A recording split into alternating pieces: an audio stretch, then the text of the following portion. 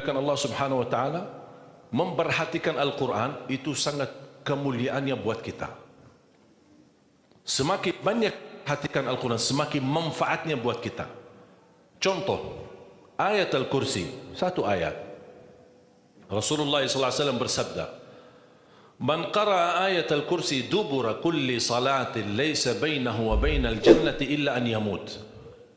Barang siapa yang membaca ayat Al-Kursi setiap habis salat fardu, tidak ada sesuatu yang mampu menghalanginya masuk surga.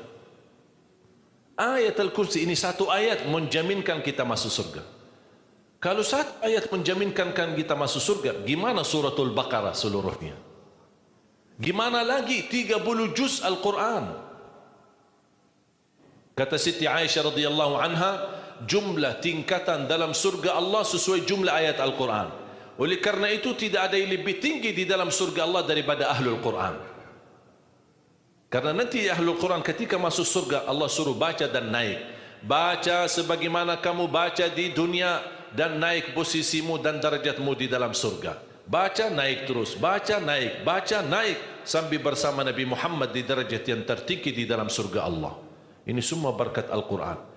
Belum lagi syafaat Al-Quran, belum lagi anak penghafal Al-Quran menghadiahkan 2 mahkota untuk kedua orang tuanya, belum lagi setiap satu huruf dapat 10 kebaikan, belum lagi Al-Quran akan menemani kita saat sakratul maut, belum lagi Al-Quran akan temani kita saat menghadapi mungkar nakir di dalam kubur, belum lagi saat dibangkitkan oleh Allah akan bersama Al-Quran sama kita, belum lagi saat dihisab Al-Quran akan menemani kita, belum lagi saat kita berjalan di atas sirat Al-Quran masih berkenan menemani kita sampai ke pintu surga.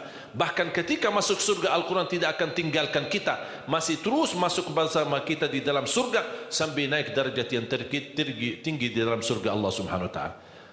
Kewajiban kita cuma satu, coba berapa panjang balasan Al-Quran sampai ke surga, tapi diminta cuma satu, berkenan menjadikan Al-Quran teman kita di dunia. Temanilah Al-Quran, akan Al-Quran berkenan temani kita sepanjang hayat, bahkan sepanjang perjalanan kita menuju surga.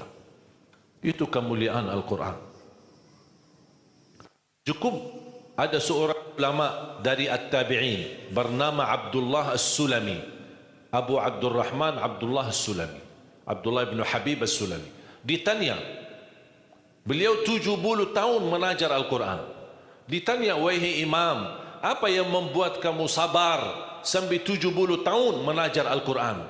Kata beliau, yang membuat aku sabar dan minat menjaga keistiqomahan, bersabda Rasulullah sallallahu alaihi wasallam, khairukum man ta'allama al-Qur'ana wa 'allamah, sebaik-baik manusia yang mempelajari Al-Quran dan mengajarnya. Itulah ingin saya menjadi orang yang baik bagi manusia, sebagaimana bersabda Rasul, itulah yang membuat saya sabar dalam mempelajari dan mengajar Al-Quran.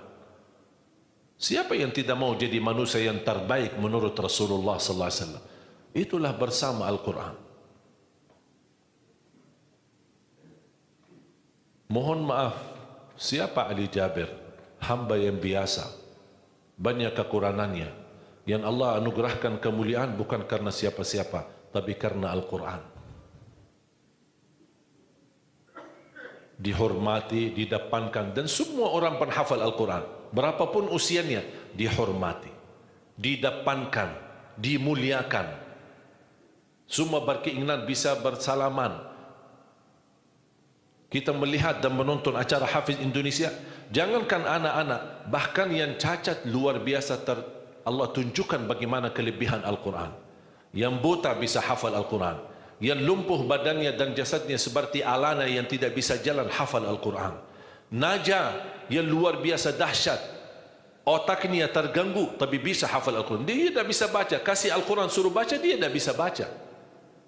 Tapi ditanya, tes hafalannya, hafal. Berapa ayatnya? Hafal. Nomor berapa? Hafal. Kanan kiri hafal, atas bawah hafal. Allah menunjukkan kepada kita, Allah tidak akan melepaskan Al-Quran menjadi jaminan ditolong. Inna nahnu nazzalna dzikra wa inna lahu lahafizun. Kami telah menurunkan Al-Quran dan kami akan menjaganya. Di antara terjaga Al-Quran secara fisik, terjaga Al-Quran secara tulisan, terjaga Al-Quran secara suara, dan terjaga ahlul Quran, para penghafal Al-Quran.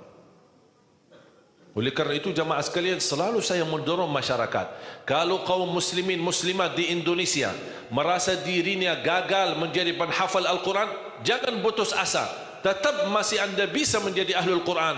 Ayo kita lipatkan diri kita melalui yang jadi saham atau saksi baik bagi kita di hadapan Allah, melalui infak kita, sedekah kita, zakat kita, wakaf kita, apa saja, supaya kita datang di hadapan Allah. Ya Allah, mohon maaf, saya belum bisa hafal Al-Quran, tapi hartaku menjadi saksi untuk membantu dan menolong Al-Quran dan binaan Al-Quran. InsyaAllah termasuk ahlul Quran dan mendapatkan syafaatnya Al-Quran di hari kiamat, dan amalan itu menjadi sedekah jariah yang menalirkan pahalanya sampai hari kiamat. Semua harus bisa berjuang. Tidak boleh ada orang berkata saya tidak bisa. Dah bisa hafal, insyaAllah anakmu bisa hafal. Kalau anakmu belum bisa hafal, insyaAllah cucumu bisa hafal. Kalau itu pun tidak berhasil, insyaAllah saham walaupun sedikit seikhlasnya bisa menjadi saksi baik. Infaknya, sedekahnya, ikhlasnya, zakatnya, wakafnya, semua bisa menjadi saksi baik. Karena kita mendapatkan sebuah kemuliaan Al-Quran. Al-Quran kitab suci yang tidak ada keraguan di dalamnya. Sayang sekali kita bisa kehabisan berhari-hari tidak baca Al-Quran. Saya harap insyaAllah mulai hari ini kita komitmen untuk khatam Al-Quran. Siap? Masih menunggu cara mudah untuk khatam? Saya kasih cara mudah. Ini kan Quran seperti Quran Madinah, ya, modelnya seperti ini halamannya. Sekarang sudah banyak di Indonesia, seperti Quran Syamil atau Quran ini sudah mulai seperti ini, Quran Madinah, ya. Maksudnya model cetakannya dicetak seperti ini, mulai dari ayat, kalau di akhir halaman ditutupi dengan ayat. Dulu Quran lama, setiap halaman kita buka kadang-kadang ada separuh ayat di halaman kanan, sisanya di halaman kiri. Sekarang Quran Madinah tidak boleh begitu. Termasuk sudah mulai di Indonesia yang sudah disahkan oleh Kementerian Agama, disesuaikan seperti Quran Madinah. Jadi halamannya atas mulai dari ayat, kalau di akhir halaman ditutupi ayat, tidak disambungkan ke halaman berikutnya, supaya teratur. Di antara mereka susun setiap satu juz 20 halaman. Dihitung seperti itu supaya rapi. Apa tujuan? Sebenarnya saya mengambil kesimpulan dari hikmah itu. Kenapa setiap juz 20 halaman? Ternyata saya bisa bentuk cara mudah mengkhatam Al-Quran. Setiap waktu salat baca 4 halaman, 4 kali 5 waktu 20, sudah khatam 1 juz. Jadi kalau khatam tidak harus sekaligus. Jangan habis ceramah anda posisi iman yang mulai naik, semangatnya luar biasa, pulang ke rumah baca Al-Quran 1 juz, besoknya masih semangat baca 2 juz, 3 juz dan seterusnya. Begitu menurun semangat tidak baca 1 tahun. Tidak boleh terlalu semangat, tetap semangat tapi diatur semangatnya. Standar 1 juz, tidak usah berlebihan. Jaga 1 juz, sedikit demi sedikit, istiqamah lebih baik daripada banyak tapi terputus. Dan itu bersabda Rasulullah SAW, khairul amali adwamahu wa inqal, sebaik-baik amal sedikit tetapi istiqamah daripada banyak tapi terputus. Makanya setiap waktu salat baca 4 halaman, 4 kali 5 sudah 20. Kira-kira cocok? Hah? Siap bu? Mau fikir dulu ya. Kira-kira mau nggak lebih mudah lagi? Masih mau lebih mudah lagi ya? Insya Allah masih ada, jangan khawatir, masih ada.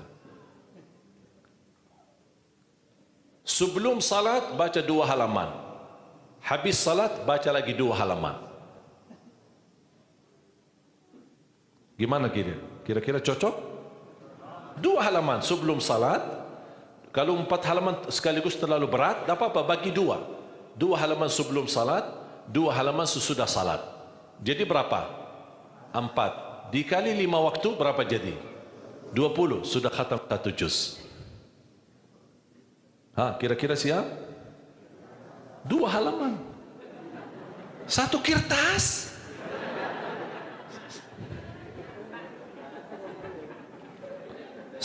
Satu lembar ya. Satu kertas. Satu. Cuma bola balik. Masa keberatan? Cuma satu. Begitu sebelum salat, baca satu kertas, satu lembar. Habis salat, baca lagi satu lembar. Mohon maaf, lagi semangat. Mau nambah, jangan. Jangan tambah. Itu aja dijaga. Sampai selesai. Kalau ini bisa dijaga, insya Allah husnul khatimah. Istiqamah. Dibaca. Siap? Fikir-fikir dulu atau gimana? Ha? Insya Allah aman ya, cocok. Cocok? Masih mau lebih mudah lagi? Ha Bu, mau? Mau lebih mudah. Ini cara yang tadi yang saya sampaikan, setiap salat, sebelum salat 2 halaman, habis salat 2 halaman, dan seterusnya sampai khatam 1 juz. Itu cara yang termudah untuk orang yang paling malas. Kalau itu tidak bisa, saya angkat tangan. Inna lillah wa inna ilaihi raji'un. Sudah ada lagi, sudah habis. Malu kita sama Allah jamaah sekalian. Wallahi waktu kita banyak. Ketika saya berhasil khatam 10 jam bisa khatam 30 juz. Allah kasih 24 jam. Masa kita tidak bisa 1 juz? Saya tidak minta 30 juz dalam 10 jam. Saya minta 1 juz dalam 24 jam.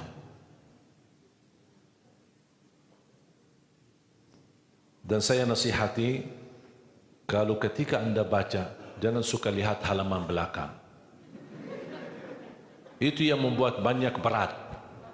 Misal baca Al-Baqarah, sambil dia baca, A'udzubillahi minasyaitonir rajim, Bismillahirrahmanirrahim, Alif Lam Mim, Dzalikal kitabu la raiba fihi, hudan lil muttaqin, alladzina yu'minuna. Banyak. Sadaqallahul azim. Dah jadi lanjut. Karena dia fikirannya sudah berubah. Dia tidak melanjutkan apa yang dia baca, tapi dia sudah membuka jumlah halaman begitu terlalu banyak. Aduh ya Allah. Bukan saya tidak mau, masalah tidak ada waktu. Alasannya tidak ada waktu. Padahal kalau dia lanjut, ada kesibukan, tidak apa-apa, berhenti. Berhasil 2 halaman, berhenti. Ada urusan, aktivitas, ada tamu di rumah, tidak apa-apa. Layani sebentar, habis pulang, lanjut lagi. Walaupun 1 halaman, walaupun separuh halaman, tidak apa-apa. Tunjukkan yang terbaik, walaupun itulah kemampuanmu. Tunjukkan. Ya Allah, mohon maaf, kemampuan saya cuma separuh halaman. Tidak apa-apa. Allah senang apapun yang kita kasih, Allah senang asal istiqamah. Allah suka. Allah tidak minta yang banyak, Allah minta yang terbaik.